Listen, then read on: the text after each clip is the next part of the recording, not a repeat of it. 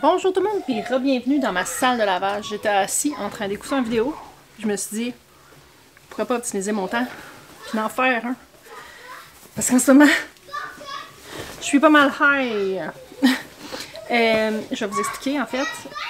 Je suis sur le Vivance. En ce moment, ce matin, j'ai pris ma première dose de Vivance. Je vais vous expliquer plein d'affaires en même temps. Je sais pas si faut que je fasse un trigger warning à propos de nourriture ou quoi que ce soit, mais bref. J'ai il y a de cela à peu près 2 ans, j'ai approché ma médecin pour lui parler du fait que je pensais que j'avais peut-être un TDA. Ma mère en a un, puis bref. C'est ça.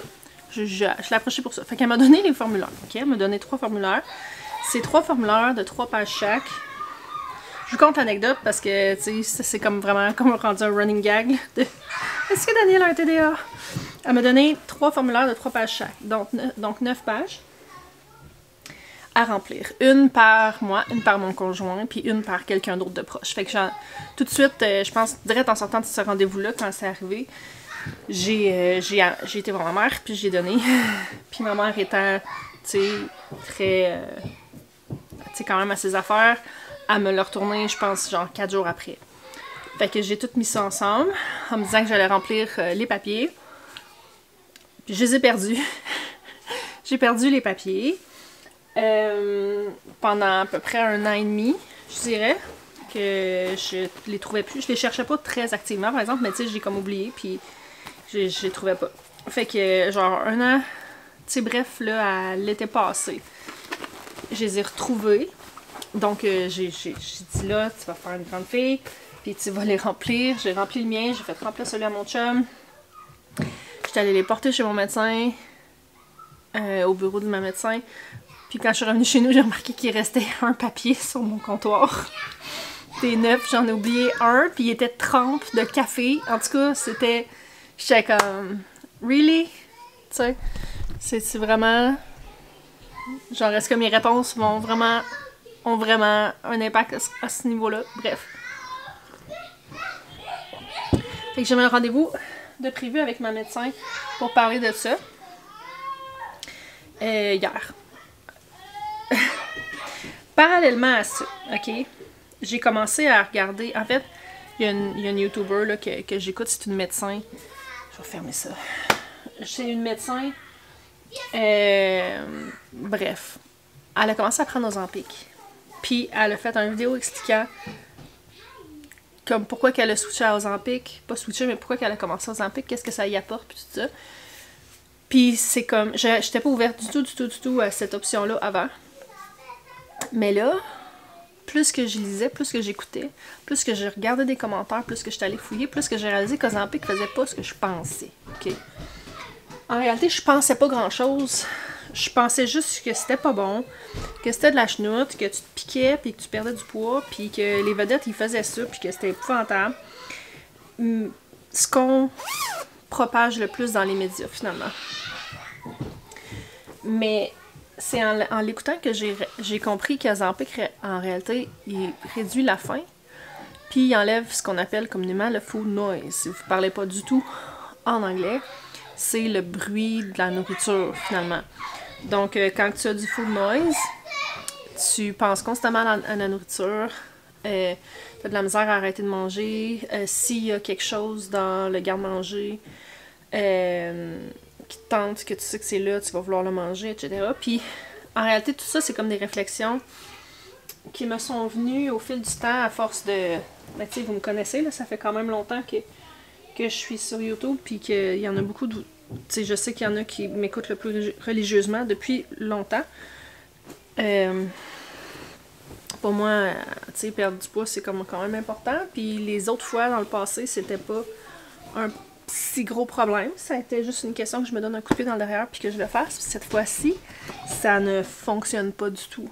Depuis 2020, même les vidéos de 2020, je les regarde puis j'ai vraiment une plus petite face. Puis je parle même pas de ça pour l'aspect visuel. Évidemment que c'est un beau bonus. Mais pour l'aspect santé, là, Tu sais, si je peux faire un topo vite fait, moi, mon père, il a fait sa première crise de cœur, il avait 35 ans. Sa deuxième, il avait 40. Puis en réalité, il en a fait 3 dans ce laps de temps-là. C'est juste que, tu sais, les médecins ils ont vu qu'il avait fait 3 infarctus. Mais il y en a comme une qui était comme pas assez grosse pour qu'il réagisse, puis il s'en est comme remis finalement. Fait que bref, à 40 ans, il a eu 3 crises de cœur. Il a fait 3 crises de cœur. Il a eu besoin d'une transplantation du cœur. Il a fait du diabète, il a fait tellement d'affaires. Puis du côté à ma mère, il y a quand même aussi des problèmes. Je n'entrerai pas dans les détails médicaux de toute ma famille, mais bref, j'ai pas une très bonne hérédité. Puis, tu sais, surtout pas du côté de mon père, là. Puis tu sais, c'est ça, mes grands-parents paternels aussi, là, ça a fait des infarctus, puis tout ça. Mais les habitudes de vie étaient pas bonnes, mais ça reste que c'est pas top comme génétique. Puis, moi, là, ayant vécu comme tout ça, étant petite, j'avais genre 10 ans, puis j'avais genre 5 ans la première fois qu'il en a fait une, j'ai passé ma vie à m'inquiéter de sa santé. Puis c'est quelque chose que je veux tellement pas que mes enfants vivent, là. Fait que c'est ça, je veux pas, pour vrai, du plus longtemps que je me souvienne que moi, c'était mon souci, là, tu sais. Chaque fois que mon père, il faisait quelque chose, tu sais, que il prenait une liqueur au restaurant ou quelque chose, tu sais, on dirait que j'étais vraiment inquiète. Puis, chaque fois qu'il faisait quelque chose de bien, mettons, tu sais, qu'il perdait un peu de poids, ou, tu sais, là, j'étais comme contente. Fait que, tu sais, je veux pas que mes enfants aillent à penser à ça pour de vrai, là. Puis, tu sais, ils vieillissent, veux pas. Puis, tu sais, des fois, j'ai l'impression qu'ils ont des petites inquiétudes, là. Fait que je veux vraiment pas que mes enfants vivent ça. Puis, je veux être en santé, là, on s'entend. Fait que, bref. J'essaie de retourner à ce que je disais. C'est ça, 2020, on voit déjà mon visage, quand j'ai accouché, il était plus petit. Genre, j'ai vraiment pris du poids depuis. Puis tu sais, on s'entend là que j'en ai parlé, comment c'était difficile d'avoir eu des jumeaux, puis tout ça. Puis je pense que je me suis vraiment fucké le métabolisme assez solidement. Puis là, c'est ça, je vous ai parlé aussi à un moment donné d'une discussion qu'on a eue. En fait, il y a Kali qui écoute souvent mes vidéos. D'une fois qu'on était chez elle, puis qu'on discutait. Puis je pense qu'on était 4.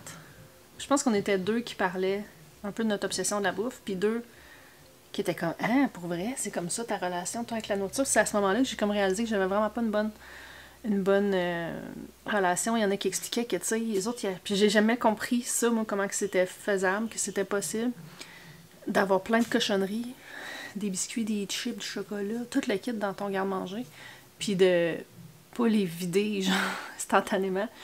Puis comme, c'est un petit peu gênant, tu sais, de dire ça, parce que ça fait vraiment, tu sais, gros porc qui est pas capable de se priver, tu sais, de s'arrêter, mais c'est vraiment quelque chose qui se contrôle vraiment pas bien quand ça commence, là. Moi, tu sais, une histoire d'avoir un demi-sac de chips, là, dans mon armoire, c'est quoi ça, un demi-sac de chips? Ton sac de chips, soit qui est fermé, soit qui est vide, là, je veux dire, il n'y a pas d'entre-deux. Fait que bref, j'ai comme appris que Ozempic taisait ça, cette voie-là, puis faisait en sorte que tu pouvais développer une relation plus saine avec la nourriture, écouter plus facilement ton sentiment de satiété. Parce que ça, c'est une autre affaire. J'écoutais, je me souviens, là, fait un temps où j'étais vraiment très, très fâchée envers malheureusement, Cynthia Mascotte, la nutritionniste, qui promouvait beaucoup, puis il y en a plein des nutritionnistes qui promouvaient beaucoup l'alimentation intuitive, tu sais, d'écouter ton corps, mais je me dis, ça, là, c'est facile à dire quand que t'as toujours bien mangé, puis que t'as pas cette obsession-là. Moi, là, je sens pas que j'ai plus faim tant que je me sens pas comme de la merde. Tu sais, j'ai pas de fond. Puis, ce qui m'arrête, c'est vraiment ma tête, là. C'est que c'est vraiment 100% du temps la discipline puis le willpower qui fait que je me rends pas malade, mal filée à chaque fois qu'il y a quelque chose que j'aime, que je mange. Puis on s'entend que je fais à manger à tous les jours. Je fais des repas que j'aime. Je me suis questionnée à un moment donné, ça vaudrait-il la peine que je me mette à faire des choses que j'aime pas? Mais c'est pas vraiment une façon de vivre, là. Fait que l'alimentation intuitive, c'est bien beau quand t'as pas de problème de contrôle comme ça, tu sais. Je veux dire, je trouve ça... Je trouve ça vraiment absurde là, de penser que tout le monde peut écouter ses instincts. Je pense que peut-être que oui, que ça se guérit, mettons. Fait que bref. J'étais allée avec tout ça en tête. Puis là, ça me tente pas vraiment d'argumenter à propos d'Ozempic, là. Parce que, je veux dire, c'est pas une vidéo à propos d'Ozempic. Parce qu'il y a plein d'affaires, il y a plein de petites affaires, tu sais, comme qu'est-ce qui arrive quand tu l'arrêtes. Non, tu sais. Ça me tente pas d'argumenter avec ça. Mais sachez que je m'en allais chez mon médecin avec dans l'idée de demander Ozempic. Puis elle m'a proposé ce que je pensais qu'elle allait faire, finalement. Je suis arrivée, puis j'ai expliqué tout ça. J'ai expliqué, tu sais, elle m'a demandé est-ce que tu bouges, puis là, en effet, tu sais, je pense que je suis dans une des meilleures formes, tu sais, outre mon gras, là. Je pense que je suis dans une des meilleures formes physiques que j'ai jamais été dans ma vie. Je prends ma marche de 45 minutes à tous les jours. Je fais mon deuxième training à tous les jours. Ça varie de gymnastique à la nage, à d'autres marches, à du yoga, à du stretching, à toutes sortes d'affaires. Puis, tu sais, on parle pas juste de 75 Hard, là. On parle d'avant. Ça fait, tu sais, ça fait peut-être 8 mois que je fais de la gymnastique 2-3 fois semaine. Qu'après ça, je m'entraînais 2-3 fois semaine aussi. Tu sais, ça fait au-dessus de 2 ans là, que je suis assez régulière dans mes entraînements. Tu sais, moi, je mange un peu mes mots, je pense. C'est ça qu'on dit. En ce moment, je ravale mes paroles un peu parce que, tu sais, je suis vraiment quelqu'un qui va pas dans le trend. Moi, le Health at Every Size Movement, là, c'est quelque chose que j'ai vraiment de la misère. Puis, je vais m'expliquer. Dans le sens où est-ce que je pense en ce moment que je suis en santé, justement. Tu sais, ce que j'explique, je suis en forme, tu sais, toutes mes prises de sang, c'est beau. Tout va bien, ok? Sauf que si je continue comme ça, c'est pratiquement inévitable que je vais avoir des problèmes de santé. Fait que, tu sais, oui, Health at Every Size pour l'instant, sauf que c'est pas vrai que si tu as 150 livres de surplus, que tu es en santé, tu es peut-être en santé, peut-être que sur papier, en ce moment ça va bien, mais ça tiendra pas. Fait que j'aime pas vraiment ce mouvement-là parce que ça promouvoit vraiment, je trouve, souvent l'obésité. Puis comment je peux dire? J'allais dire l'acceptation de ton corps n'importe comment. Chose que, tu sais, je vais m'expliquer, là. Dans le sens où c'est que je pense pas que parce que tu as un surplus de poids ou quoi que ce soit, tu devrais t'haïr. Tant mieux, là, tu sais. Oui, tu devrais t'aimer, peu importe. Sauf que je trouve qu'on devrait passer le message que quand tu t'aimes, tu prends soin de ton corps. Puis prendre soin de ton corps, c'est pas de binger sur du McDo 3 fois par semaine, tu sais. Je trouve que ce mouvement-là, le mouvement d'acceptation de soi, puis tout ça, ça l'a vraiment dégénéré, ou est-ce que... Tu sais, moi, dans ma tête, là, c'est pour les gens, tu sais, qui ont une cicatrice en face, qui ont un handicap, que, tu sais, que physiquement, tu sais, ils ont d'autres choses qui sont plus, en guillemets, hors de leur contrôle, que, tu sais, body positivity, là, c'est rendu juste ça, là, c'est rendu juste... Être body positive, c'est comme « Ah, je suis toutoune, puis je m'accepte, puis je suis belle de même, puis c'est... » Tu sais, chose que... Je veux dire, c'est super vrai, là, il y en a qui sont magnifiques, sauf que j'aime pas le fait qu'on promouvoit ça. Puis c'est à double tranchant, parce que d'un autre côté, on veut pas tomber dans la diet culture. Ou est-ce qu'on abuse, mais tu sais, on abuse de l'inverse. Mais je pense que c'est pas mauvais de chercher en tant que société à pas peser 150 livres de trop, là. Tu sais. Puis je parle de cas extrêmes parce qu'on parle pas de... Tu sais, quand on a une body positive mannequin, là, c'est rare que c'est des filles qui ont 15 livres en trop, là. Fait que bref, tout ça pour dire que je sais plus pas en tout où c'est que je m'en allais. C'est même pas bref non plus. Je dis dans ça bref, puis finalement je parle pendant 4 heures. Mais c'est ça, je suis comme dans une bonne forme physique. Pour vrai, partout où c'est que je vais, quand j'ai besoin de faire du travail physique, je réalise que je suis vraiment plus forte que la majorité des filles que je connais. Puis je dis pas ça... tu sais, je dis pas ça comme pour les descendre, c'est juste que, tu sais, souvent je remarque que, tu sais, on a transféré telle affaire, ben moi je le prends puis je le transfère, puis là je vois 2 autres filles qui arrivent qui le prennent à 2, tu sais. Ils sont comme, ah, t'as peu, il m'a t'aider, puis je suis comme, non, c'est bien correct. Fait que, tu sais, je pense que j'ai vraiment une force. Je pense que le fait d'avoir eu des jumeaux aussi, ça l'aide vraiment beaucoup parce qu'elle veut pas, je les ai portés les deux pendant vraiment longtemps. Je sais pas comment ça va sonner, cette vidéo-là. Là. Bref. C'est pas grave. Fait que, tout ça pour dire que quand j'ai commencé à entendre parler d'Ozempic, j'ai pas analysé qu'est-ce que je pensais que c'était. Je pensais que c'était une piqûre qui te faisait perdre du poids en interagissant de manière vraiment fucked up avec ton corps. J'avais pas saisi le fait que ça allait enlever la food noise, parce que c'est une autre affaire. Même si je perdais pas de poids, juste le fait de l'enlever pour pouvoir avoir dans ma maison n'importe quel aliment. Tu sais, comme je suis en train de reproduire avec mes enfants, de la même façon que moi j'ai été élevée, c'est-à-dire... Puis je dis ça tout en étant très... Je veux pas blâmer mes parents. Pas du tout.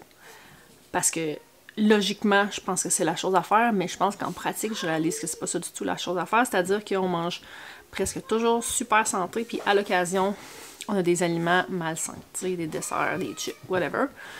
Mais... Tu sais, moi j'ai été élevée comme ça, puis quand j'ai commencé à avoir le contrôle sur ce que je mangeais, plus, quand je suis partie, j'ai dégénéré, ça a dégénéré, j'ai commencé à manger juste les affaires que je pouvais jamais avoir. Du craft dinner, des ramen, des chips, de la pizza, tu sais, tout le kit, là.